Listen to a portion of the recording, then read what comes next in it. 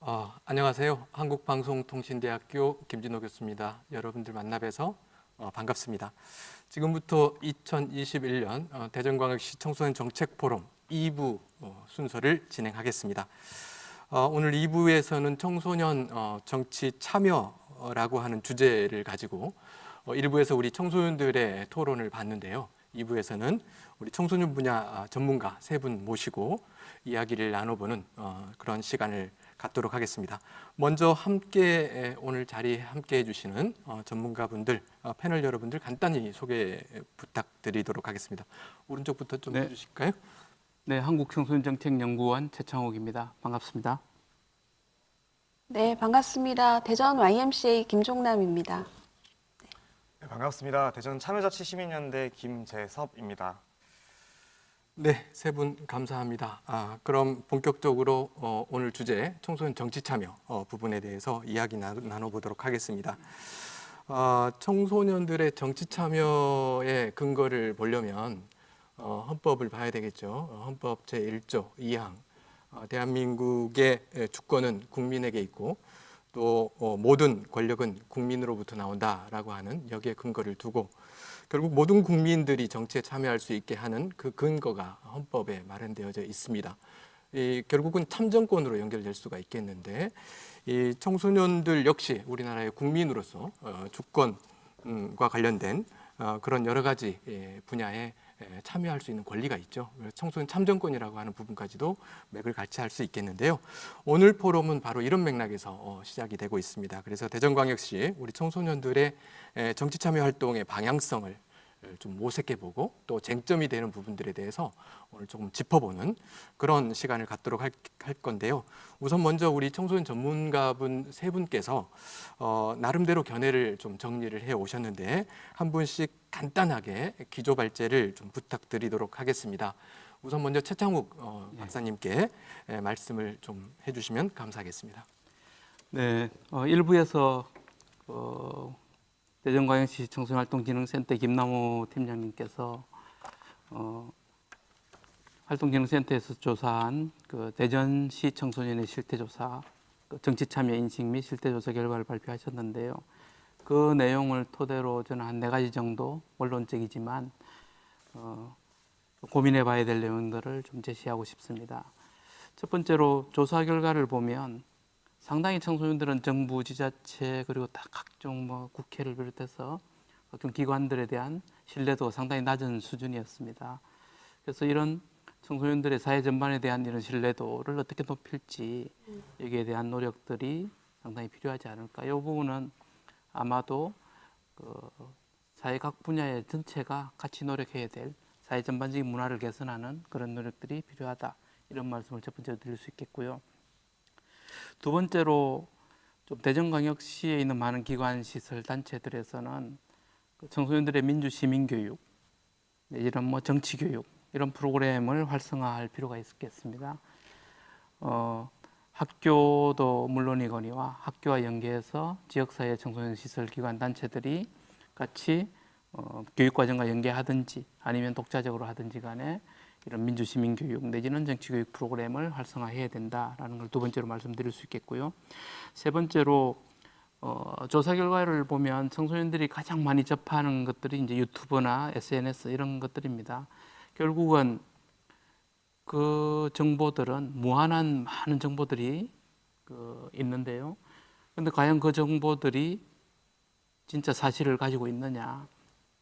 어떤 게 사실이고 어떤 게 거짓이냐, 어떤 게 믿을 만하고 어떤 게 믿을 수 없는 것이냐라는 부분에 대한 판단할 수 있는 능력, 그러니까 그 미디어 리터러시 능력들을 함양하는 그런 프로그램들도 많이 좀 개발되어서 청소년들이 그러한 부분들에 많이 참여할 수 있도록 유도할 필요가 있을 것 같고요. 마지막으로 실질적으로 이제 정치 참여를 하기 위해서는 결국 정치 활동 참여 경험이 많이 있어야 되지 않을까 이런 생각이 듭니다. 일부 토론에서 우리 청소년들이 학교에서는 전혀 그런 과목상 한 과목 1시간 정도 있긴 하지만 실질적으로 그런 경험을 해볼 기회가 전혀 없다. 그래서 민주시민교육이나 이런 부분들이 학교 내에서도 강화되고는 있지만 실질적으로는 좀 강사를 불러서 그냥 강의 듣는 형식적인 그런 부분에 많이 그치고 있는 것이 아니냐 이런 이야기들이 많이 있거든요. 그래서 청소년들의 정치 활동 참여 기회를 확대하기 위한 노력들이 필요하다라는 거고요. 또 우리 청소년 분야에서 보면 청소년 기본법과 청소년 활동진흥법에 그 청소년 참여 기구라고 해서 청소년 특별회의, 청소년 참여위원회, 청소년 운영위원회 같은 것들이 그 법적 조직으로 이제 갖춰져 있는데 이런 부분에 대한 홍보와 참여도 확대할 필요가 있겠고요. 그리고 그 학교 안에 학생회나 뭐 여러 가지 자치기구들의 활성화도 필요하겠고, 또 요즘은 각 지역별로 보면 그 청소년 의회라고 해서 좀 의회들이 청소년들의 의견을 수렴하는 그런 장치들이 있더라고요. 이런 부분에 대한 그 확대 강화 이런 부분도 필요할 것 같습니다. 그리고 청소년들 스스로 자발적인 조직들을 많이 만들어서 활동하고 있는 것들을 볼 수 있는데요. 이런 부분에 대해서도 간접적으로라도 지원할 수 있는 이런 부분들이 좀 선행되면 좋겠다 이런 말씀을 드리고 싶습니다. 네, 4가지 사안에 대해서 말씀드렸습니다. 네, 감사합니다. 최 박사님께서 간단하게 본인께서 지금 가지고 계신 생각들을 정리해 주셨는데요. 얼마 전에 조사한 대전광역시 청소년들을 대상으로 정치 참여와 관련된 인식이나 실태조사 이걸 토대로 해서 대전광역시가 어떤 일을 해야 될까, 또 대전광역시에 다양한 청소년 단체 기관들이 있는데 그런 기관들에서 어떤 노력들이 좀 필요하겠는가에 대한 그런 내용을 4가지로 정리를 해주셨는데 감사합니다. 다음으로 대전 YMCA의 김종남 사무총장님께서 좀 말씀을 해주시면 감사하겠습니다. 네. 청소년 정치 참여라는 주제를 받고 굉장히 반가웠고요. 특별히 2019년도 12월에 공직선거법이 개정되면서 선거 연령이 18세로 하향 조정되면서 갑자기 청소년들의 정치 참여에 대한 그 관심이 증대되었죠. 앞서서 설명 주셨지만 청소년들의 의식조사를 기반으로 저도 좀 파악해서 몇 가지 제안을 해보고자 합니다. 저는 3가지 정도로 말씀을 드리고 싶습니다. 첫 번째는 교육이 체계적으로 수립되고 실행되어야 된다는 게 가장 기본적인 것 같습니다. 19년도에 그 공직선거법이 개정이 되고 하향이 되긴 했지만 실제 지금 청소년들에게 이루어지고 있는 정치 참여 활동, 교육이 대체 얼마나 이루어지고 있을까를 되돌아봤을 때 거의 전무하지 않을까라는 생각이 들고요. 전에는 OECD 나라 중에 선거 연령이 18세 이하 하고 있지 않은 나라가 대한민국밖에 없다라고 주장은 했으나 이제는 하향이 되었고 이것들이 청소년들이 이뤄낸 그 성과들인데 여기에 따라서 교육의 내용들, 교육에 실천하고 있는 방법들이 대체 뭐가 있을까라는 고민이 좀 들더라고요. 실제 해외 사례들을 많이 이야기합니다. 미국과 독일의 이야기들을 많이 하는데요. 가장 중요한 건 청소년 모의투표에 대한 실제 해외 사례에서는 굉장히 많이 실행이 되고 있고 이게 체험형의 한 번으로 끝나는 체험이 아니라 민주시민으로 키워내기 위한 일환으로 정치교육이 체계적으로 굉장히 이루어지고 있다는 점이 굉장히 두드러지는 활동 중에 하나고 이 미국과 독일의 또 공통점 중에 하나가 학교 내에서 교육이 이루어지고 있다는 점입니다. 네, 실제 저희 국내에도 청소년 모의투표를 실시를 했었는데요. 2017년도에 첫 청소년들이 한국YMCA 전국연맹 주관으로 전국 30개소 투표소를 마련해서 투표를 했습니다. 5만 2천여 명의 청소년들이 참여를 했고 대전 지역에서도 1,700여 명의 청소년들이 참여를 해서 네, 대통령을 뽑았습니다. 뽑은 것으로 그치지 않고 당선증을 전달하러 청와대에 가겠다라고 건의를 했고 청소년들이 직접 건의를 했고 청와대에서 받아들여져서 정말 청와대에 가서 대통령께 당선증도 전달하고 네, 이야기도 나누고 사진도 찍고 아마 이런 경험들이 굉장히 청소년 정치 참여를 독려하고 네, 유발시키는 이런 큰 힘이 되었을 거라 생각을 합니다. 2018년도에도 지방선거에서도 이 힘을 이어서 청소년들이 모의투표를 진행을 했고요. 실제 청소년들이 뽑은 대전시장께 당선증도 또 전달을 했습니다. 청소년 정책에 대한 건의도 했고 이런 일들을 학교 밖에서는 이루어지고 있는데 학교 안에서는 제대로 된 교육과 시행이 아직도 되지 않고 있다. 그러기 위해서는 학교 안에서의 체계적인 교육이 수립되어야 되고 실행되어야 된다라는 말씀을 드리고 싶습니다. 두 번째는 우리 최창욱 박사님 말씀하셨지만 청소년 정치 교육에 대한 다양한 방법 그리고 교구 교재라는 이 단어도 조금 어찌 보면 이제 좀 뒤떨어지는 단어 같기도 해요. 워낙 동영상이나 유튜브 활동들을 많이 하기 때문에 다만 이게 정말 진실인지 아닌지에 대한 판단도 없이 청소년들이 접하고 있다는 거에 대한 우려점이 굉장히 크고요. 이것을 위해서 제대로 된 그 청소년들을 위한 교육에 대한 영상과 이런 그 생산물들이 많이 나와줘야 된다라는 말씀을 드리고 싶습니다. 세 번째는 아마 청소년들 그런 이야기 할 거예요. 그래, 그럼 우리는 어디서 어떻게 참여를 해야 되는 걸까? 지역사회에 이런 청소년들의 정치 참여에 대한 의견이 수렴할 수 있는 구조가 마련되어야 된다고 생각을 합니다. 앞서서 말씀드려 주셨지만 청소년 참여위원회, 특별위원회 다양한 활동할 수 있는 기회들이 굉장히 많습니다. 근데 이게 조금 더 깊이 있게 청소년들이 자발적으로 그리고 이게 정치라는 거대 담론이 아닌 생활 정치 속에서 나의 삶을 바꿔가는 이런 게 정치의식이라는 부분들을 좀 의식하고 깨울 수 있는 이런 지역사회의 체계적인 그런 구조가 마련되어야 되지 않을까 생각이 들고요. 대전시 안에는 청소년 기본조례가 만들어져 있습니다. 이 안에 청소년 육성위원회도 있고요. 이 안에는 당연직으로 청소년이 위원으로 참여할 수 있도록 되어 있습니다. 이런 곳에 적극적으로 청소년들이 참여를 해서 본인들의 의견을 이야기하고 참여할 수 있는 방법들이 여러 채널을 통해서 마련해지면 좋지 않을까. 간단히 세 가지로 말씀을 드렸습니다. 네, 감사합니다. 사무총장님께서도 지금 실태조사를 조금 사전에 좀 검토하시고 그걸 토대로 해서 우리 대전광역시 안에서 청소년들의 정치 참여가 어떻게 하면 조금 더 활성화될 수 있겠는지에 대해서 한 3가지 정도로 요약을 해주셨는데요. 마지막으로 대전 참여자치 시민연대 김재섭 간사님 좀 부탁드릴게요. 네, 일단 그 청소년 정치 참여 특히나 재작년이죠. 공직선거법 개정을 굉장히 환영하고 또 지지하고 있던 입장에서 이런 자리에 불러주셔서 너무 감사드리고요.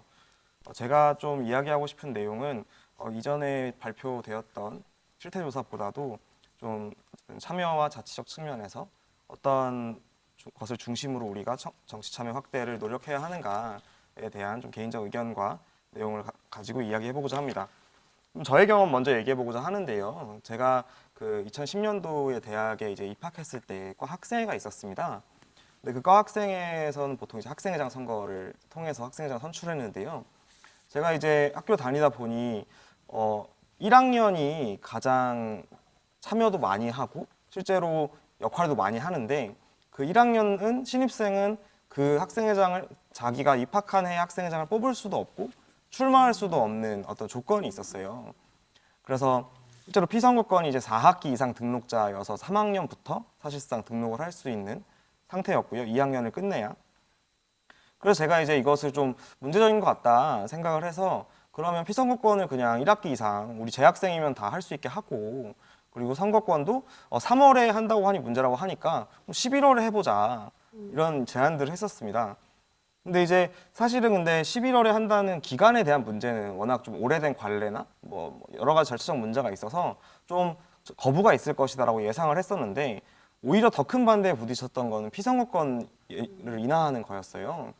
제가 좀 놀랐던 지점은 평상시에 청소년 참정권이나 혹은 사회적인 진보적인 어떤 주장들을 하던 제 주변의 동료들도 피선거권을 인하하는 것, 즉 학생회장 선거에 출마하는 조건을 1학기 이상자로 하는 것에 대한 반대의 논거가 이제 1학년은 경험이 부족하고 어떤 학생의 경험을 해보지 않았기 때문에 학생회장 출마가 어렵다라는 주장을 하는 것이었습니다.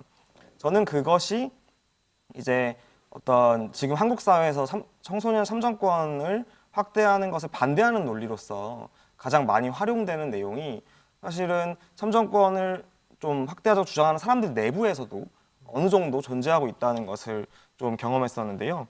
그래서 제가 얘기하고 싶은 것은 4가지입니다. 지금 우리 시점에서 추가적인 청소년 참정권, 선거권 연령 인하를 요구해야 하고 두 번째는 피선거권 연령 인하에 대해서 고민해야 하며, 세 번째는 학교를 포함한 우리 주변의 공동체의 규칙이나 교칙, 어떤 내용들의 불공정한 제도를 개선하는 활동, 그리고 마지막으로 청소년 당사자와 청소년 정치 참여를 확대하자고 주장하는 우리들 내부의 미성숙 담론들에 대해서 고민해 봐야 한다라는 주장을 해보고 싶습니다. 첫 번째는 추가적인 선거권 연령 인하 요구가 필요합니다. 2019년에 만 18세로 개정이 되었는데요. 사실 그때 가장 강력한 근거는 전 세계에서 선진국이라고 하면 다 만 18세 한다라는 논리였습니다. 그렇다면 대한민국에서 이제 만 17세를 요구할 수 없을까요? 혹은 만 16세를 요구하면 안 되는 걸까요? 지금까지 그것이 가장 중요한 대중적인 어떤 시민들이 좀 공감할 수 있을 만한 글로벌 스탠다드로서의 주장이었다면, 지금 시점에 청소년 참정권 확대를 위해서 기존의 만 18세를 요구하고 만들어왔던 사람들, 청소년 당사자를 포함하여 이분들은 그렇다면 여기서 멈춰야 하는가? 저는 만 17세, 16세 정치적 참정권이라고 하는 것이 국민의 권리고 시민의 권리라면 사실은 모두에게 공정하게 평등하게 주어져야 하는데, 어떠한 이유에서 우리는 만 18세에 멈춰 있는가를 다시 한번 고민해야 될 시점이라고 생각합니다. 그래서 18세 선거권은 목적지가 아니라 과정이라는 사실, 그리고 추가적인 인하 요구가 멈춰서는 안 된다는 사실을 얘기하고 싶고요. 두 번째는 피선거권 나이 인하입니다. 참정권은 선거권과 피선거권이 쌍으로 존재하는데요. 현재 지방의원, 국회의원, 지방자치단체장 선거는 만 25세, 대통령 선거는 만 40세로 피선거권이 규정되어 있습니다. 선거권과 피선거권이 구분된 이유가 뭘까요? 사실 저는 이유를 찾기 좀 어려운데요. 단순히 기술적이고 어떤 정치적인 이유 말고는 근거가 없다고 생각합니다. 현행 헌법과 법률상에 나이가 규정되어 있는데요. 대통령 선거 만 18세부터 하자고 하면 반발이 너무 심할 것 같으니 그럼 25세로 규정되어 있는 것보다 좀 낮춰자라는 요구를 좀 해봐야 한다고 생각하고요. 다만 쉬운 일은 아닙니다. 사실은 지금 규정된 그 나이도 역사를 따져보면 정해진 재헌의회 당시부터 어떤 구체적 근거가 있었던 건 아니에요. 각 정치 집단들의 각자의 이해관계에 얽혀서 그걸로 정해진 건데요. 꽤 오래전부터 헌법재판소에 이제 헌법소원이 제기되었었습니다. 2005년, 2013년, 2014년, 2016년, 2017년, 2018년 그래서 매년 제기됐는데요. 근데 아직 한 번도 인용된 적이 없어요. 근데 이제 그 근거가 헌법재판소는 피선거권의 연령을 제한하는 근거로서 대의기관의 전문성 확보, 대외 활동 능력, 정치적 인식 능력, 이러한 능력을 갖추기 위해 요구되는 정규 또는 비정규적인 교육 과정과 경험을 쌓는데 소요되는 최소한의 기간 등을 언급하면서 25세로 규정하는 것이 정당하다고 판결하였습니다. 근데 사실 이 논리는 18세 선거권을 반대하는 맥락에서 청소년을 향해 미성숙하고 능력이 부족하여 경험이 부족함으로 안 된다는 논리와 일맥상통합니다. 경험을 중요시 여기는 유권자가 많을 수 있습니다. 근데 그것은 그 유권자들의 선택에 따라 결정되어야 할 일이지 이것이 어떤 나이로 인해서 제한되어야 할 것은 아니라고 생각합니다. 근데 최근에 이제 어쨌든 한국 사회에서 만 18세 선거권이 인하된 만큼 피선거권을 논의하기에 또 한 번 적절한 시기다라는 측면에서 좀 같이 고려되어야 한다라고 말씀드리고 싶고요. 세 번째는 우리를 둘러싼 다양한 규칙들입니다. 사실은 법과 제도를 바꾸는 것은 굉장히 큰 일이고 어려운 일일 수 있습니다. 다만 우리 주변을 둘러싼 공동체, 청소년들에게는 학교를 대표적으로 생각하기 쉬운데요. 학교 안에서 여전히 정치 참여나 집회 결사의 자유를 금지하는 교칙들이 굉장히 많고 복장에 대한 규제라든가 다양한 규제들이 많은데요. 저는 그것뿐만 아니라 우리가 살고 있는 아파트 대표자 회의 같은데 혹시 성인을 근거로 하는 공동체 구성 규정이 없는지, 혹은 도서관에 청소년 출입 금지 서고 같은 것들이 없는지, 어떤 다양한 우리 주변의 공동체 일상 속에서 청소년을 배제하고 그것을 제한하고 있는 규칙들이 없는지를 점검하고 좀 같이 바꿔나가는 활동들이 필요하다고 생각하고요. 마지막으로 이 모든 것들을 관통하는 것은 우리가 어떤 특정한 사람들을 미성숙하고 경험이 부족하고 판단 능력이 부족하다는 논리로 다양한 것들을 제한하는 것입니다. 사실 저 개인적으로는 지금 국회의원이나 시의원을 하고 있는 사람들이 얼마나 그렇게 정치 판단 능력이 뛰어나고 혹은 이 세상을 바라보는 지혜가 많아서 당선된 것이냐, 사실 그렇지 않다고 보는데요. 혹시 근데 우리 내부적으로도 고등학교 3학년이 고등학교 1학년을 미성숙하다고 생각하고 있지는 않은지, 혹은 30, 40대가 20대를 보고 미성숙하다고 생각하고 있지 않은지 이런 내용들을 좀 점검해 봐야 한다고 생각하고요. 군사 독재 시기에 대통령 직선제를 반대하는 가장 큰 논리는 아직 이 시민들, 국민들이 준비가 되어 있지 않다. 미성숙하다는 뜻이었습니다. 그런 어떤 논거였는데요. 한번 생각해 봐야 합니다. 우리나라 역사에서 중요한 순간순간마다 청소년들이 함께 했고요. 일제 강점기부터 사실 많은 청소년들, 지금 시점으로 생각하면 만 18세 이하의 많은 청소년들이 만주로 가서 독립운동도 하고 3.1운동 때 깃발도 들고 했으며 그 이후에도 노동조합을 결성하고 3.1운동에 참가하고 일본의 유학생들이 어떤 독립운동에 참가하기도 하고요. 광복 이후에는 한국전쟁 당시 학도병으로 참전했었고 경제발전 시기에는 수많은 청소년들이 노동 현장에서 일했습니다. 전태일 열사와 함께 일했던 여공들도 대다수가 청소년이었고요. 군부 독재에 저항했던 역사 속에서도 많은 지역에서 어른들이 미성숙해 있을 때 가장 먼저 민주주의를 외쳤던 사람들 역시 청소년들이었습니다. 그런 측면에서 청소년의 정치 참여 당연한 권리이고 더 확대되어야 한다고 생각합니다. 네, 간사님 말씀 잘 들었습니다. 세 분 말씀 들었는데요. 마지막으로 간사님께서는 이제 참정권과 관련해서 또 여러 가지 또 하위 영역들이 있잖아요. 선거권, 뭐 공무 담임권, 그다음에 국민투표권, 뭐 이런 여러 가지 것들이 있는데 그런 것들을 아울러서 전반적으로 좀 현장과 좀 믹싱시켜서 말씀을 해주셨는데요. 세 분의 발제 내용을 중심으로 해서 좀 몇 가지 좀 논쟁이 될 만한 것들을 좀 짚어보고 또 논의를 좀 하고 좀 넘어갔으면 좋겠는데 우선 저희들 토론 과정에 지금 실시간으로 지금 여러분들 그 유튜브로 참여하시고 계시는데요. 질문이 있거나 이런 내용은 좀 토론을 해볼 필요가 있겠다 하는 내용들이 있으시면 언제든지 올려주십시오. 저희들도 지금 핸드폰 열어놓고 있는데요. 그 내용 중에서 선정을 해서 또 저희 토론 주제로 반영하도록 하겠습니다.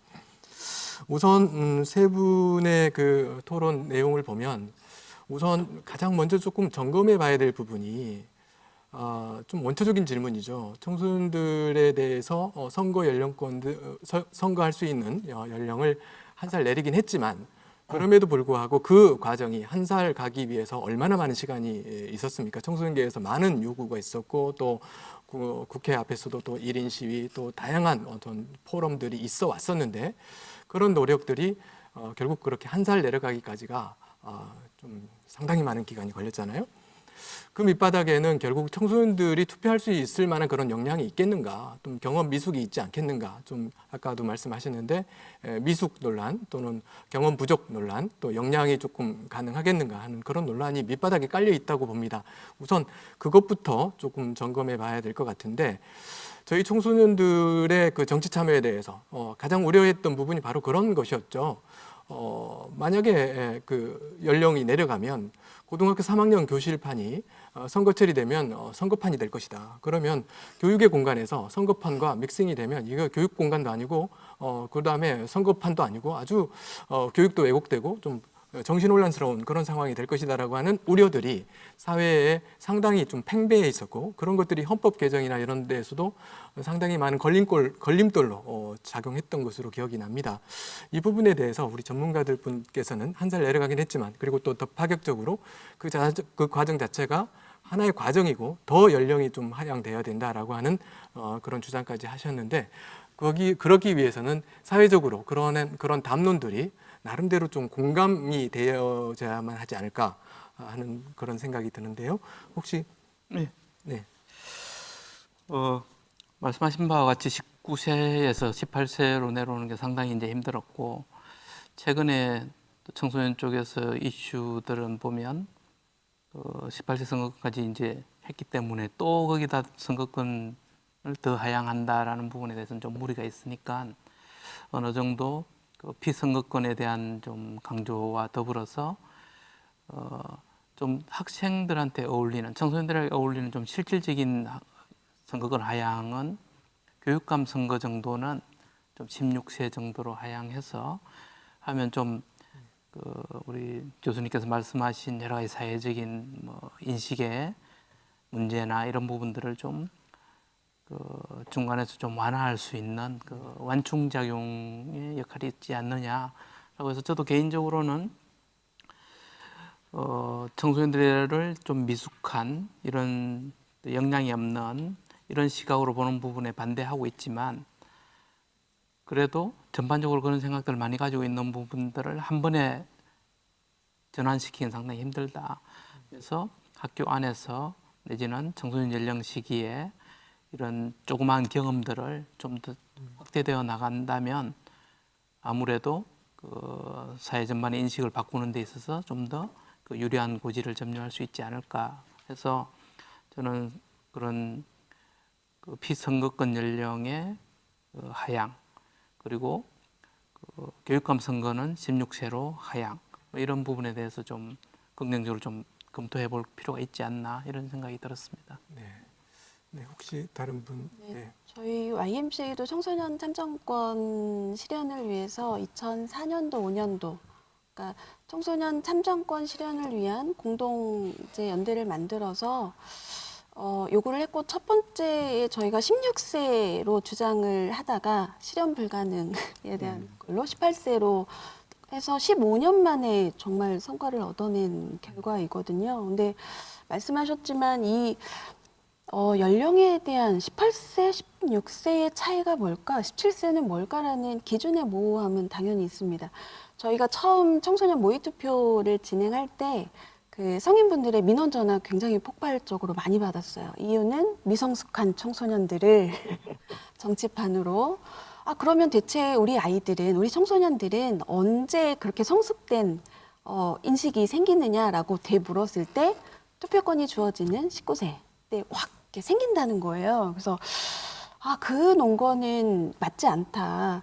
16세, 17세, 18세 이전에 우리 청소년들의 교육기본법의 목적이 민주시민으로서의 필요한 자질을 갖추도록 만드는 목적도 있는 거잖아요. 민주시민으로 성장하기 위한 여러 가지 교육과 학습과 체험과 앞서서 말씀해 주셨던 이런 경험치들이 쌓여갈 때 정치 참여나 올바른 판단할 수 있는 이런 그 근거들이 생긴다고 저는 생각을 하고요. 당연히 16세로 가야 된다고 생각을 저도 하고 있고 내년에도 청소년 모의투표 진행할 겁니다. 그리고 16세 하향을 위한 운동도 이제 시작할 거고요. 시작되었다고 봐야겠죠. 저희들이 하는 게 아니고 청소년들의 요구에 의해서 지금 계속 목소리들이 나오고 있는 상황입니다. 네. 네, 간사님.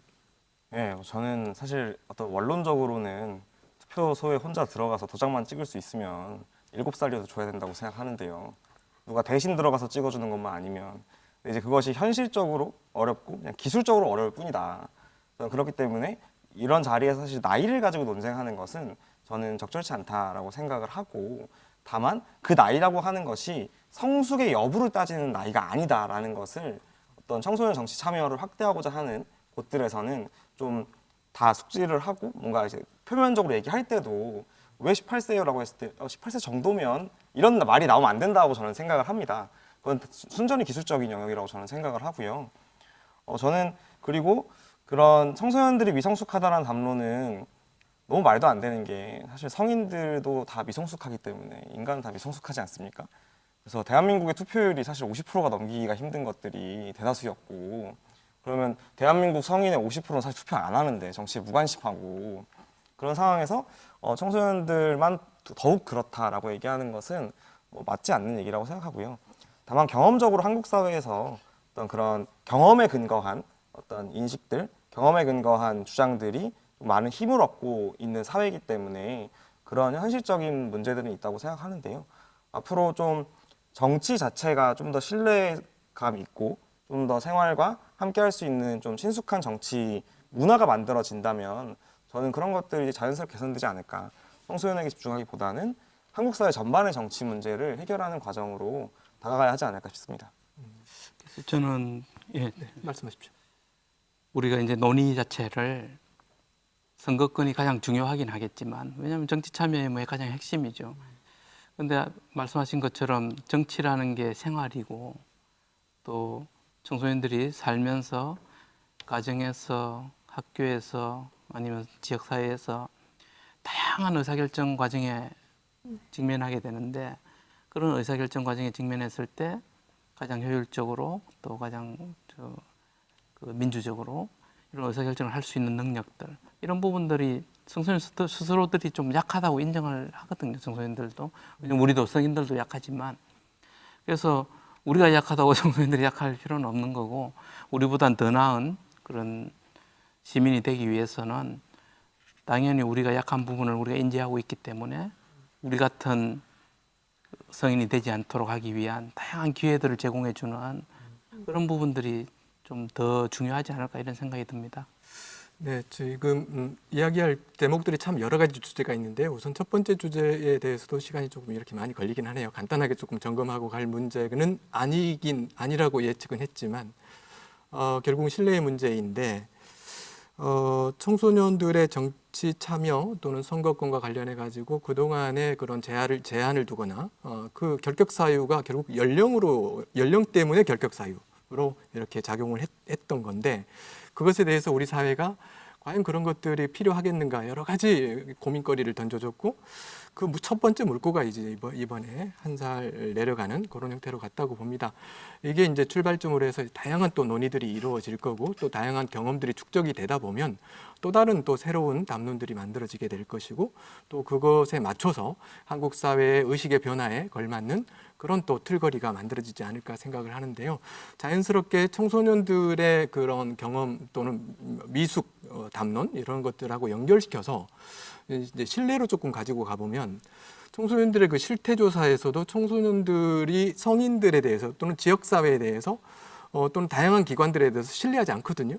그리고 또 성인들 역시 청소년들의 그 정치 역량에 대해서 또 신뢰감이 안 갖고 있고 이 세대론 쪽으로 보면 청소년들도 기성세대에 대해서 신뢰감이 떨어지고 있고 또 사회에 대한 신뢰감 떨어지고 있고 또 기성세대 역시 청소년들을 바라보는 그 정치적 역량에 대해서 신뢰감이 떨어지고 있는데 이 신뢰감을 서로 확고하게 쌓는 것 이런 것들도 역시 이 정책 참여 부분에서 참 중요한 숙제이자 또 넘어야 될 장애물 중에 하나라고 생각하는데 이와 관련해 가지고 신뢰감을 좀 높일 수 있는 좀 방법들은 없을까요? 제 생각에는 사실 신뢰도라고 하는 것은 어떤 특정 정책으로 해결되는 문제는 아니라고 생각을 하는데요. 네. 저 개인적으로는 생각으로는 좀 너무 격리되어 있어서 그런 것은 아닌가 하는 고민이 듭니다. 청소년을 만날 기회가 없어요, 성인들이. 또 성인들이 만나는 청소년은 정해진 성인들만 만나는 거죠. 부모라거나 양육자라거나 혹은 이제 뭐 교사라거나 혹은 이제 뭐 어떤 사고를 치거나 문제가 발생하면 이제 뭐 다른 성인도 만나게 되긴 하지만 그래서 마찬가지로 성인들도 다양한 청소년들을 만날 기회가 없는 거죠. 저는 성인들이 속해 있는 각자의 공간들이 있지 않습니까? 이 공간들에서 동등한 주체로서 만나는 경험들을 서로가 쌓아야 되지 않을까. 저는 시민단체에서 일을 하고 있는데요. 사실 시민단체에 청소년 회원이 그렇게 많지 않습니다. 근데 있다고 하더라도 임원이라거나 어떤 주요한 역할로서 잘 등장하지 않는 거예요. 저는 그런 것들을 해나가는 과정들을 겪어 나가면 조금 더 나아질 수 있지 않을까. 혹은 청소년 기관들에서도 좀 더 청소년 당사자로서의 어떤 보조적 역할이나 어떤 의견을 듣는 정도가 아니라 좀 참여의 주체로서 좀 더 확대되고 다양한 사회 영역에서 그럴 수 있다면 좀 그런 신뢰도가 높아지지 않을까 생각합니다. 예, 여러 가지 토론회나 뭐 아니면 청소년들 활동이나 이런 걸 보면서 깜짝깜짝 놀란다 이제 이런 표현들을 많이 하는데요. 사실 자기 가정에서 자기 애들만 보면 청소년들이 상당히 뭐 좀 역량이 좀 떨어져 보이고 뭐 이런 것 같아요. 근데 저 같은 경우는 한 지금 19년, 18년 이렇게 청소년 특별회의 그 위원들하고 이제 정책 제안하는 그런 일들을 해보면 상당히 수준 높은 그런 정책 제안들을 하고 또 고민도 하고 또 연구도 하고 탐구도 하고 이런 것들을 많이 볼 수 있는데요. 말씀하신 바와 같이 서로가 잘 몰라요. 그러니까 성인들은 청소년들이 어떤 부문에서 어떤 기여를 하면서 어떤 일을 하고 있는지를 잘 모르는 상태이고 또 청소년들도 성인들이 그렇게 자기들을 무시하기 때문에 또 이해하지 않으려고 하는 그런 성향들 이런 것들이 많은 것 같아요. 그래서 서로가 알 수 있는 그런 대화의 장 내지는 또 서로 그 만날 수 있는 그런 플랫폼들이 좀 많이 생겨야 되겠고 하루아침에 이거는 뭐 해결될 문제는 아니기 때문에 계속 저변을 늘려가는 그런 수밖에 없는 것 같습니다. 아마 지역사회 안에서 청소년들이 해야 될 역할이 없다. 그래서 그렇지 않을까. 만날 수도 없을 뿐더러 청소년들이 해야 되는 주된 역할이 열심히 공부하고, 네, 그런 역할로만 매몰되어 있다 보니 다른 거에 대한 돌아볼 여유도 없을 뿐더러 그런 사회를 만들어 놓은 우리 성인들에 대한 불신, 그리고 지역사회 안에서 자치위원회나 뭐 이런 데도 다 어른들이 참여하고 성인들이 참여하잖아요. 뭐 아파트 내 도서관 운영, 청소년들 주 이용 고객들이 청소년들임에도 참여할 수 있는 그 통로가 전혀 없는 거죠. 지역사회 내에서 청소년들의 역할을 명확하게 구분 지어주고 부여할 때 청소년들이 참여할 수 있고 서로 그래서 만나며 이야기하며 논의하며 체험하며, 네, 그러는 가운데 신뢰도가 올라가지 않을까 싶고요. 또 하나는 아마 성인들의 영향도 있어 보입니다. 저 국회 정치가 대표적인 정치 참여로만 이제 보여지는 생활 정치에 대한 이 이제 기본이 되는 이런 거보다 막 정치하면 거대 담론에만 생각하기 때문에 거기에 대한 실망감에서 오는 성인들에서 이어지는 부분도 영향이 있다고 봅니다. 네, 그래서 청소년들이 자기들과 관련된 우리 청소년 참여의 개념이 뭐냐 그러면 자기와 관련된 의사결정 과정에 네. 관여하는 거잖아요. 그래서 자기들의 뭐 모든 분야에 참여하기는 네, 뭐 힘든 거고 자신들과 자신들에게 영향을 미치는 주요한 의사결정 과정 얘는 뭐 학교 안에서 있을 거고 또 청소년 정책에서도 있을 거고 거기에는 좀 우선적으로는 그 강제로 할당제라도 도입해서 하는 부분들이 이제 중요하다고 보는데 그 여성가족부의 장관이 주재하는 청소년정책위원회에 30%를 의무적으로 청소년들을 할당해서 이제 청소년위원들을 그 의사결정 과정에 참여하도록 하고 있고요. 또 청소년활동진흥원 같은 경우도 이사회에 2명의 이사를 청소년 이사로 하는 부분 이런 부분들이 시작인 것 같아요. 그래서 사회각 분야에 뭐 학교에 학생회가 있지만 학생회는 사실은 뭐 덜러리 역할 비슷한 모양이고 실제로 학교 운영위원회에서 의사결정을 하잖아요. 학교 운영위원회에 학생 대표들이 참여할 수 있는 기회를 보장하는 거 이런 것들은 좀 초창기에는 좀 강제할 필요도 있지 않을까. 아무래도 보다 나은 의사결정을 위해서는 청소년들의 목소리가 가장 중요하니까요. 예, 저는 그렇게 생각하고 있습니다. 네, 결국 신뢰라고 하는 것들이 어느 날 갑자기 쌓이는 것이 아니고 다양한 그런 그 상호작용의 과정 거기에서 이제 또 시행착오도 거치겠죠. 그러면서 나름대로 차곡차곡 쌓여져 가는 것처럼 기성세대에 대한 청소년들의 신뢰, 또 한국 사회에 대한 그런 정치 체계 특히 이 부분에 대한 그런 신뢰 관계. 또 기성세대의 청소년들에 대한 정치 역량에 대한 신뢰 이런 것들은 지금 당장 어떻게는 안 나오겠지만 그럼에도 불구하고 청소년들의 정치 참여가 조금 더 활성화되기 위해서는 이 부분 역시 밑바닥이 되는 문제이기 때문에 상당히 조금 중심을 가지고 심도 있게 조금 우리가 고민하고 또 다양한 경험거리들을 만들어야 되지 않을까 싶은데요. 그러다 보면 자연스럽게 또 경험으로 연결이 되는데 특히 정치 참여와 관련돼서 청소년들이 지금 할 만한 그런 경험거리들이 그렇게 많지 않잖아요.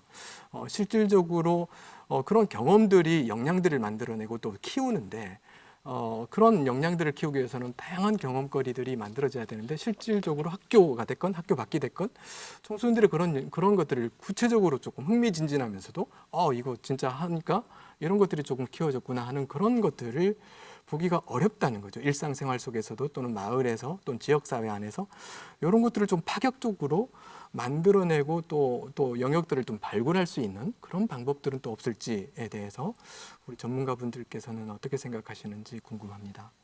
네, 제가 먼저 말씀드리겠습니다. 그 조사에서도 그렇고 그 청소년들과의 대화에서도 그렇고 결국 가장 이제 문제점은 정보가 없다는 겁니다. 분명 어딘가에는 그런 부분들에 이제 역할을 하고 있는 사회 일각에서 하고 있는데 시민단체도 있고 뭐 근데 도대체 어디서 뭘 하고 있는지 일단 알 수가 없다는 게 가장 큰 문제고 근데 사실 찾아보면 두 번째로 별로 없어요.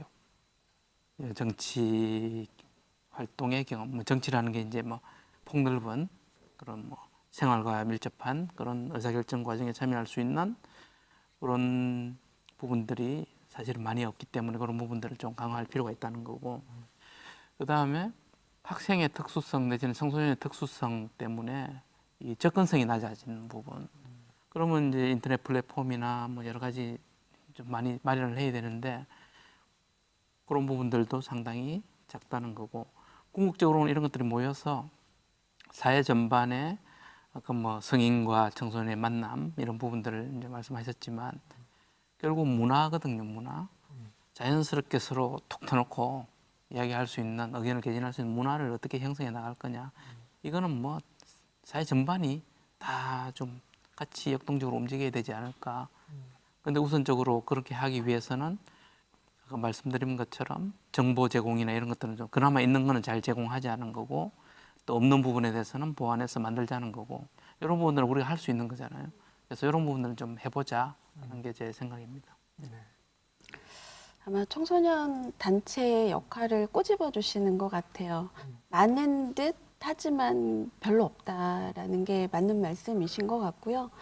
아마 대전시 이제 자치구에서도 민주시민교육 조례가 제정이 되고 그 일환으로 청소년 단체에서는 청소년들과 함께 민주시민으로 성장하기 위한 정치참여 활동이나 다양한 영역들을 좀 연구하고 있고 좀 새롭게 만들려고 노력들을 하고 있습니다. 조금 더 폭넓게 참여할 수 있도록 기존에 있는 청소년 그 운영위원회나 참여위원회, 특별회나 정해져 있는 인원수가 있기 때문에 대중적으로 청소년들이 많이 참여할 수 있지는 않거든요. 굉장히 제한적이어서 좀 많은 청소년들이 함께 참여하고 결집하고 할 수 있는 그런 역할들을 조금 더 많이 제공하고 해야 되겠다라는 오히려 말씀으로 들려서 그런 기회들을 더욱더 만들 수 있도록 노력하겠습니다.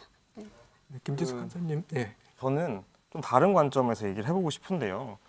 어쨌든 성인들이 기회를 제공하는 건 뭐 충분히 제공하고 과정 속에서 하면 좋을 것 같고요. 저는 청소년들이 다른 방식으로 정치 참여 경험을 하고 있다고 생각을 합니다. 사실은 2018년, 17년부터 있었던 스쿨미투 사례가 대표적인데요. 사회 문제에 있어서 청소년들이 SNS를 통한 공론화를 시도했고 그것이 실제로 몇몇 사건 잘 된 것도 있고 안 된 것도 있지만 변화를 만들어냈죠. 사실 그 과정 속에서 어떤 그런 반성폭력 운동을 하는 단체들과 성인들과 그 청소년들 간에는 굉장히 높은 수준의 신뢰도, 뭐 깎인 것도 있겠지만 그런 것들이 생겨났습니다. 그리고 이미 지금은 좀 잠잠한데 페이스북이 한참 왕성할 때는 학교 대신 전해드립니다 같은 페이지를 통해서 학교 내에서 폭력 혹은 불합리한 교칙, 급식의 문제 이런 것들을 사실 다르게 공론화 해왔어요. 저는 그래서 그런 방식의 방법들이 존재하고 청소년들의 정치 참여가 없는 것은 아니다. 그리고 계속 얘기하지만 성인들도 정치 참여 안 한다. 사실 성인들이 투표하는 거 말고 몇몇 활동을 참여하는 사람들이 아니면 엄청 적게 참여한단 말이죠. 저는 그런 사실들을 인정하고 접근하면 좋겠고, 저는 청소년들이 공론화의 경험은 있으나 어떤 조직화의 경험이 많이 부족한 것 같다. 그래서 저는 그냥 제안 드리고 싶은 건데 이렇게 뭐 335 친구들끼리 그냥 뭐 아무 정당에나 전화해가지고 저 정당 가입 좀 하려고 하는데요. 물어보라고 하고 싶어요. 그럼 뭐 그게 국민의힘이든 더불어민주당이든 그러면 당황할 거란 말이죠. 그럼 이제 우리를 지지하는 청소년들이 있는데 다 가입을 못 하잖아요. 그럼 이제 고민을 하겠죠. 몇몇 소수 진보 정당들은 그런 고민을 했는데 법이 아직 안 바뀐 게 있어요. 저는 그런 방식으로 청소년들이 기존의 제도에 적극적으로 성인과 동등한 주체로서 막 찔러봐라. 막 찔러보면 그것이 균열을 만들어내고 그 속에서 변화가 만들어질 수 있을 것이다 라고 생각합니다. 네, 그러면 우리 총장님께서 이제 제안해 주신 세 번째 제안해 주신 결국 이제 마을 또는 지역 사회 안에서 우리 청소년들이 이 정치적인 그런 참여가 활성화되는 것들이 지금 다 맞물려 있는데요. 신뢰부터 시작을 해서 미성숙 담론 이런 여러 가지 것들이 다 이 속에는 다 묻어 있죠. 그런데 결국은 하나씩 실타래를 풀어내기 위해서는 결국은 내가 생활하고 있는 공간 그리고 청소년들의 일상생활 속에서 내가 참여할 수 있는 그런 어떤 뭔가가 조금 마련되어져야만 할 건데 이제 우리 대전시로 이 논의를 조금 끌고 와 보면 대전시 안에서 청소년들의 지금 현재 정치 참여의 실태 현 수준은 현 상황은 어떤 상태이고 이게 조금 더 활성화되기 위해서는 지금 작지만 우리가 직접 해볼 수 있을 만한 마을 안에서의 움직임 또는 청소년 관련 기관들에서의 어떤 해볼 수 있을 만한 그런 것들 이런 것들은 또 어떤 것들이 있을까에 대해서 조금 디테일하게 좀 논의를 해봤으면 좋겠는데 굉장히 큰 주제를 작게 담아야 될 것 같아서요. 앞에서도 말씀드렸지만 지역사회 안에 선거 때만 되면 국민이 아닌 청소년들인 거예요. 권리도 없는, 선거권도 없는, 그리고 지역사회 안에서 맡겨진 역할과 해야 될 역할들이 없다. 다시 한번 말씀드리면 그거를 박사님도 말씀하셨지만 제도적으로라도 청소년 할당제라고 해서 제도적으로 초기에는 그렇게 제도를 마련하는 게 하나의 방법이다라고 생각이 들고요. 주민참여예산제 많이들 하잖아요. 청소년 참여예산제 얘기만 나오고 실행도 못하고 있어요. 마을 안에서 청소년들이 실현하고 싶은 참여예산제를 만들어보고 하는 또 간사님 말씀하셨지만 청소년들 직접 335 모여서 할 수 있는 공간들도 만들어주고 아이들이 모일 수 있는 공간도 없거든요. 청소년 기관이나 단체 몇몇 기관들 빼고는 마을 안에 대체 청소년들이 어디에 모여서 어떻게 활동을 할까라고 봤을 때 겨우 모이는 곳들이 카페, 모일 수 있는 곳들이 없어요.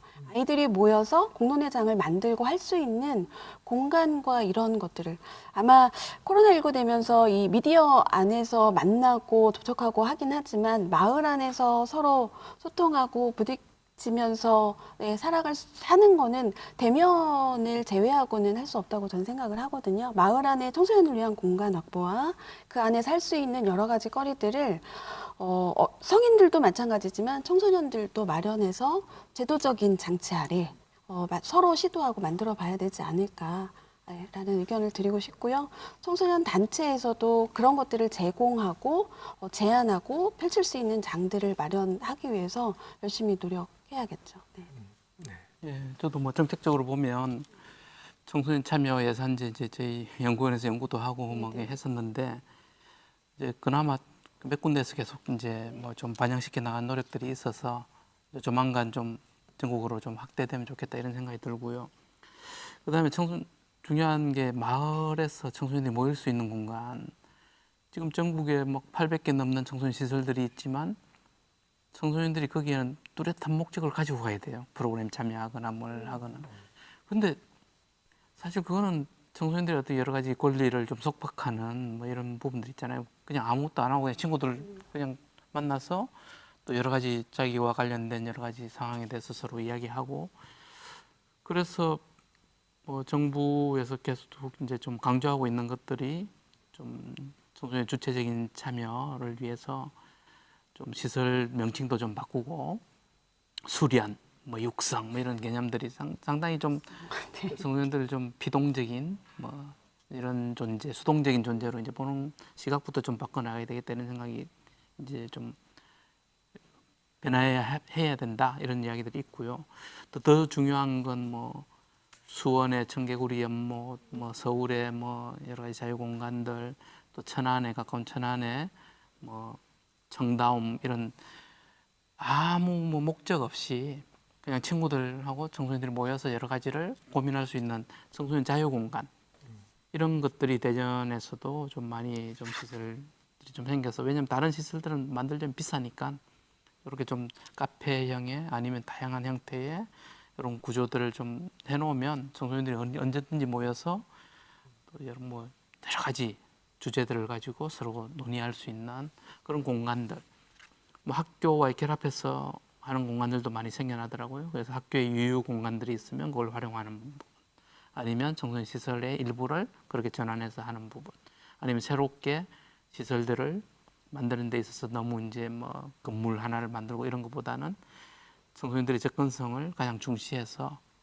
바로 우리 주위에 내가 가서 모여서 친구들과 이야기할 수 있는 곳, 이런 청소년 자유 공간들이 좀 많이 생겨났으면 하는 그런 바람입니다.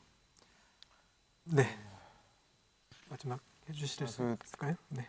저는 뭐 활동가니까 정책적인 것보다도 그냥 한 가지 제안은 마을이나 어떤 공간에서든 청소년들이 왜 거기에 가지 못할까를 고민해 보면 일단은 반말을 들을 어떤 각오를 하고 가야 되잖아요. 청소년들이 어떤 공간에 가게 되면.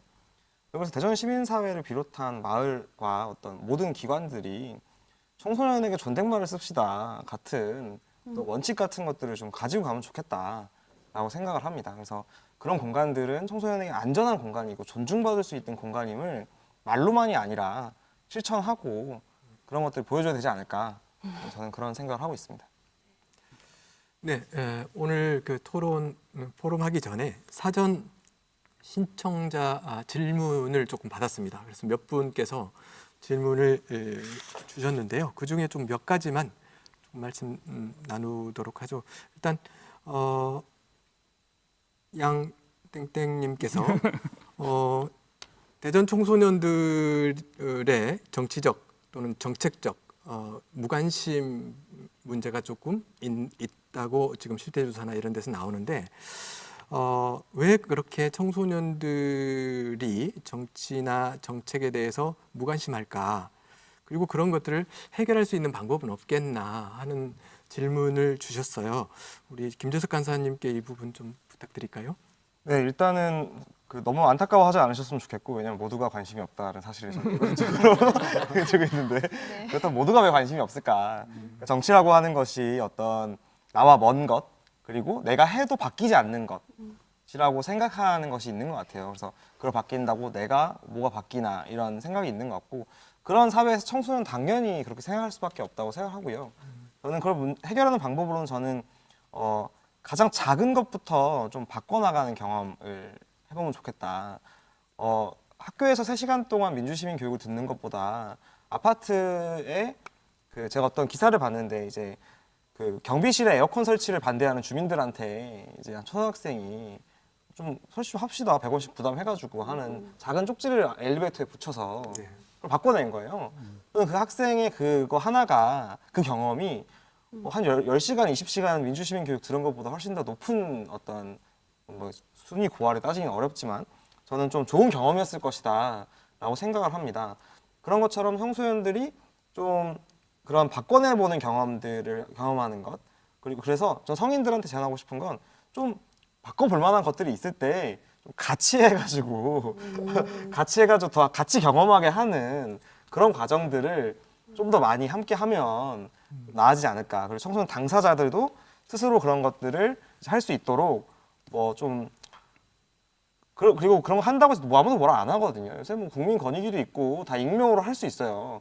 경찰서에 신고하는 것도 익명으로 할 수 있고. 그러니까 좀 그런 바꿔내보는 경험 같은 것들을 직접 많이 해보는 것이 무관심을 해결하는 가장 좋은 방법이 아닐까 생각합니다. 네, 두 번째 질문은요. 질문이 좀 많아요. 청소년들이 정치 참여를 하면 이 사회에 어떤 효과가 있겠는가라고 하는 또 질문을 주셨는데요. 이 부분은 우리 최창욱 박사님께서 청소년들의 정치 참여가 사회에 주는 어떤 영향력 또는 효과 이 부분에 대해서 조금 말씀 좀 해주시죠. 예, 무관심에 대해서 말씀하셨는데 효과가 별로 없으니까 무관심하겠죠. 그래서 말씀하신 조그만 성공의 경험들을 축적해 나가는 게 상당히 중요한데 청소년들 대상으로 막 설문조사하고 막 이제 우리 연구원에서 많이 하잖아요. 해보면 가장 불만이 제시된 자기들은 열심히 해서 제안을 했는데 반영이 안 되는 거죠. 반영은 또 성인들이 알아서 막 하니까. 그래서 이런 것들이 저는 아까 초반에 나온 이야기 중에 청소년 참여 예산제 이런 게 상당히 제도화시키는 게 중요한 것 같아요. 청소년들의 의견 제시와 참여 예산제를 결합해서 좀 효율적으로 충남도에서는 아마 그렇게 좀 하고 있는 것 같더라고요. 그래서 그런 모양들이 이제 좋아 보이고 아까 말씀하신 참여 효과라는 부분들은 체코웨이, 하트 이런 분들은 참여를 함으로써 개인도 역량이 정진하고 자기가 속한 조직도 발전하고 또 나라도 발전하게 된다. 이런 아주 원론적인 기본적인 이야기라고 생각이 들고요. 청소년들의 문제는 청소년들이 가장 잘 알고 있다. 이 명제는 바뀌지 않는 것 같아요.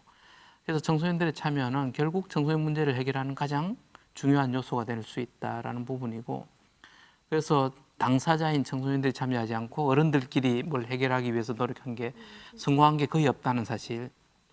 청소년들을 아무리 좋아하겠다고 생각하는 프로그램을 만들어서 해도 청소년들은 불만족하더라는 거. 그래서 결국 해답은 청소년들이 스스로 참여한 곳에서 그들 스스로 문제를 해결하는 것이 가장 우선이다, 가장 중요하다라는 것을 말씀드리고 싶습니다. 네, 감사합니다. 다음 질문이 뭐냐면 우리나라의 그 정치 참여 교육이 문제점이 좀 있다고 보는데 우리가 좀 벤치마킹 할 수 있을 만한 다른 나라 사례 있으면 좀 궁금합니다. 좀 들을 수 있을까요? 라고 하는 질문이신데요. 김종남 사무총장님. 네. 아마 대표적으로 미국과 독일의 이야기를 많이 하는데요. 모의투표입니다. 청소년들이 직접 이론 교육도 받지만 실제 정치 참여 행위를 함으로 인해서 투표권이 있는 시민들과 동등하게 권리 행사를 할 수 있다는 거고요. 미국의 경우는 우리 그 키즈보팅이라는 비영리 단체, 그러니까 초당파적인 공익단체를 중심으로 학교 안에서, 학교 내에서 교육이 이루어지고 있는 현장이고요. 독일의 경우는 선거권이 없는 학생을 대상으로 실제 선거와 유사하게 선거 당일날 모두 다 실행이 되고요. 그걸 유니오발이라고 하는데 이것도 역시 초당파적인 공익단체가 정부와 일반 시민의 회비를 통해서 활동을 어느 한쪽에도 치우치지 않고 청소년들의 정치참여 활동을 이뤄내고 있다는 점이 가장 그 사례로 꼽히고 있고요. 미국과 동일 중에 독일의 사례가 더 저희 그 국내의 사례와 유사하기도 하지만 선거관리위원회나 처음 기획부터 청소년들이 주체가 돼서 활동한다는 게 독일의 사례가 오히려 더 청소년들의 참여나 할 수 있는 이 확대가 되어 있다, 좀 넓게 참여하고 있다라는 이런 사례들도 있습니다. 네. 지금 생방송 질문이 좀 보면 닉네임 럭키님께서 보내주신 질문인데요. 이 피선거권 연령 하향, 지금 25 또는 40세 이렇게 되어져 있는데 이 연령 하향을 조금 제도적으로 실현시키기 위해서 구체적으로 어떤 게 지금 필요하겠는가라고 하는 그런 질문을 주셨어요. 우리 간사님. 네, 피선거권 연령 인하를 위한 구체적 행동은 입법 운동을 해야 하고요. 왜냐하면 법을 바꿔야 되는 문제이기 때문에 법률상 정해진 이제 25세를 낮추는 운동은 입법 운동을 해야 됩니다. 입법 운동을 하는 크게 보면 세 가지 방법은 1번은 국회의원 투표를 할 때, 이거는 지방의회에서는 어려워요. 왜냐면 법을 바꿔야 돼서. 국회의원 다음 총선 때 이제 적극적으로 선거권 연령 인하를 공약으로 내거는 사람들을 만들어내야 하고 당선시켜야 되죠. 두 번째, 현재 있는 사람들을 압박하는 방법이죠. 이런 것을 입법 발의를 하라고 요구하고 그런 것들이 필요하다는 사실을 대국민적으로, 대시민적으로 많이 알려내는 활동들이 있어야 될 거고요. 세 번째는 입법 청원 같은 것도 있는데 이건 입법 운동의 일환이니까. 또 하나는 좀 도발적인 활동도 필요하다고 생각합니다. 선관위에 제출을 하고요. 선거 등록을 많이 후보 등록을 하겠다라고. 왜냐면 어차피 안 받아줄 거기 때문에 지금 상관이 없지 않습니까? 청소년들도 비롯하여 많은 사람들이 서류를 많이 내고, 그러면 이제 떨어지면 안 된다고 하면은 페이스북에 올리고 인스타에 올리고 인증샷처럼 후보 등록 인증샷 같은 것을 해가지고 대규모로 이제 안 되는 사람들이 나오고, 이런 사회 운동 역시 저는 좀 필요하다고 생각합니다. 그런 것들 좀 구체적인 것일 것 같고요. 그래서 그렇게 어렵지 않습니다. 법 바꾸면 돼요. 법 바꾸면 되고 어떤 이유가 있는 게 아니기 때문에 그냥 동의를 얻어서 시민들의 동의를 얻어서 법을 바꾸면 되는 문제입니다. 물론 그 법을 바꾸는 게 어려운 일이긴 하지만 그렇습니다. 상당히 어렵습니다. 어려운데 근데 이거 사실은 하루아침에 이루어질 일은 아니라고 보고, 아까 제가 말씀드린 사회 전반적인 이런 참여 문화, 서로 이해하는 문화들이 계속적으로 형성되어 간다면 자연스럽게 바뀔 문제지만 또 전략적으로 또 앞당길 필요는 있거든요. 그래서 청소년들의 주장들도 참 중요하겠고, 청소년이 아닌 사람들도 그들을 위한 지원도 상당히 좀 필요할 것 같고요. 또 학교에서는 여기에 대한 여러 가지 논리들이나 아니면 이해가 안 되는 부분에 대한 이런 좀 질책도 좀 해야 될 것 같고, 또 현장에서는 또 운동을 좀 해야 될 것 같고, 이렇게 사회 전반이 좀 같이 움직여 나가야 되지 않을까 이런 생각이 들고요. 말씀드린 것과 같이 뭐 학교 안 내지는 청소년들이 할 수 있는 여러 가지 현실적으로 할 수 있는 부분 이런 부분에 대해서는 상당한 경험들을 할 수 있도록 좀 그 밑바탕을 좀 깔아주는 게 좋지 않을까 이런 생각이 들었습니다. 예. 이야기 나누다 보니까 한 2, 3분밖에 안 남았는데 두 번째 닉네임 이가연님께서 보내주신 걸로 마지막 조금 토론 주제로 조금 보도록 하죠. 피선거권 연령 하향에 대해서 기본적으로 동의하지만 현재 기탁금 제도가 운영되고 있는 이 상황에서 연령만 하향하게 된다면 양육자가 돈이 많은 또 경제적으로 조금 있는 그런 청소년들에게만 기회가 더 가는 것 아니냐 이런 부분은 좀 우려가 된다 이렇게 또 의견을 주셨는데요. 혹시 이 부분에 대해서는 어떻게 생각하세요? 네, 저는 이가연님의 지적에 동의하고요. 지금 현재 제도 기탁금 제도 하에서 이제 만약에 피선거권 연령 인하가 됐을 때는 비슷한 상황이 벌어지겠죠. 지금은 사실 25세 이상도 돈 많은 사람만 나올 수 있는 게 조건이니까요. 어떤 선거 후보 난립을 이유로 기탁금 제도를 만들어놨는데요. 저는 지금에는 좀 바뀌어야 되지 않나라는 생각을 합니다. 그리고 이제 좀 인하될 필요가 있다고 생각하고요. 저는 운동적으로는 청소년이 만약에 출마한다라고 하면 아까 말한 다른 외국의 초당파적인 어떤 기구들이 있지 않습니까? 저는 좀 더 적극적으로 만 25세 이하의 어떤 후보 출마의 같은 경우는 초당파적인 기탁금 펀딩을 만든다거나 이런 것들을 좀 해볼 수 있지 않을까. 청소년은 가능할 것 같아요. 청소년 조직 내에서는 좀 참여를 위한 활동들을 많이 해왔고 좀 그런 것들이 가능할 것 같은데 그런 것도 가능할 것 같고요. 다른 하나로는 많은 경우에 정치를 얘기할 때 사실 초당파적 기구 혹은 뭐 정치적 편향이 없는 어떤 이런 것들을 많이 고려하지만 저는 정치라고 하는 것은 어느 정도 다 편향되어 있다라는 것을 이제 인정한다면 저는 각 정당들에서 어떤 기탁금이 부족한 어떤 후보들의 정치 참여 독려를 위하여 적극적으로 그 당파적 노력을 기울여야 한다라고 생각을 합니다. 그래서 어떤 내가 그 정치적 뜻이 맞는 정당과 함께 출마를 노력한다면 그 정당이 돈을 같이 모아야 되는 문제겠죠. 기탁금 제도에 대한 변화와 더불어 사회운동으로서도 이 펀딩을 같이 해나가는 그런 기부 문화, 어떤 정치 참여 문화 같은 것들이 개선되어야 하는 문제라고 생각합니다. 기탁금 그리고 돈 많은 청소년들만 출마 기회를 참 씁쓸한 질문이네요. 말씀하신 것처럼 선거제도를 변화시키고 바꿔야 되는 과제들도 함께 포함되어 있는 것 같고요. 그러니까 돈 많고 권력만을 취하는 그런 출마 기회를 만들지 않기 위해 건강한 청소년들의 도전과 그리고 말씀하신 대로 기탁금이 그게 장애가 될 것 같지는 않습니다. 여러 가지 방안들을 마련을 하면 자기결정권이 있는 청소년이고 자기 주체적으로 할 수만 있다면 그렇게 우려스럽지는 않을 것 같습니다. 네. 네, 벌써 시간이 약속된 40분이 다 됐는데요. 최 박사님 뭐 예. 마지막으로 한 말씀 하죠. 예. 정치 참여라고 해서 선거에 국한된 이런 개념이 아니잖아요. 생활인데 정치라는 건 다양한 의사결정의 과정이고 그래서 이런 다양한 의사결정 과정에 자신의 목소리를 낼 수 있는 그런 문화들 이런 것들이 좀 자연스럽게 좀 조성되면 좋겠고요. 그런 것들을 좀 앞당기기 위해서 다양한 프로그램이라든지 뭐 교육이라든지 이런 부분들이 필요한 것 같아요.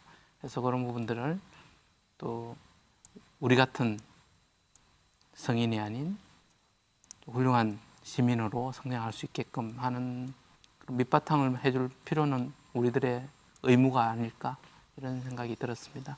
네. 모든 사회의 문제는 결국은 마지막에 정치 영역에서 논의가 되고 또 결정이 되는 최후의 그런 보루가 바로 그쪽이 아닌가 싶습니다.